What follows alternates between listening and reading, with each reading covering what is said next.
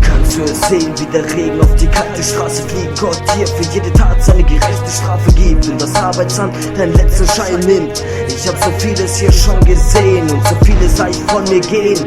Ich hab keine Kraft mehr übrig für euch. Ich war jahrelang freundlich zu euch, hab mein Leben in der Freiheit riskiert für nichts, doch auch das hab ich jetzt kapiert. Ich kann keine Frauen mehr sehen, ich werde nur noch für Rap leben, den letzten Cent hergeben, schwere Kritik in Kauf nehmen. Ich möchte kein Zukunftsrapper werden, ich will auch nicht der reichste Mensch sein auf Erden. Ihr könnt mich dennoch so scheiße finden, doch das macht mich stark und ich werde es noch weit bringen. Ich werde es noch weit bringen.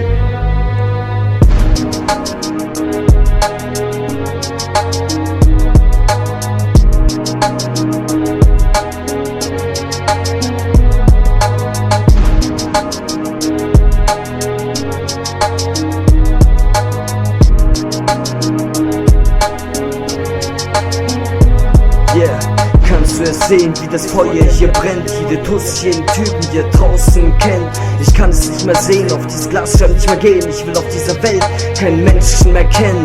Ich hab angefangen zu wetten und irgendwelche Deppen zu fingen. Angefangen zu ticken, um mehr Geld zu besitzen. Doch nicht in der Zelle meine Eltern zu vermissen. Mein Herz fühlt sich so leer und so zerrissen. Ich möchte sorgenfrei leben können, meiner Familie ein sorgenfreies Leben gönnen. Stress halt, Drogen hat mich zu dem Mensch gemacht, den viele nicht mehr mögen und ihren Freundeskreis nicht mehr wollen. Ich will nicht sagen, dass es richtig war, doch ich kam auf dieser Welt nicht mehr klar. Ich wollte immer mehr und kam den Angrund immer näher und gab dem Teufel mein Leben her.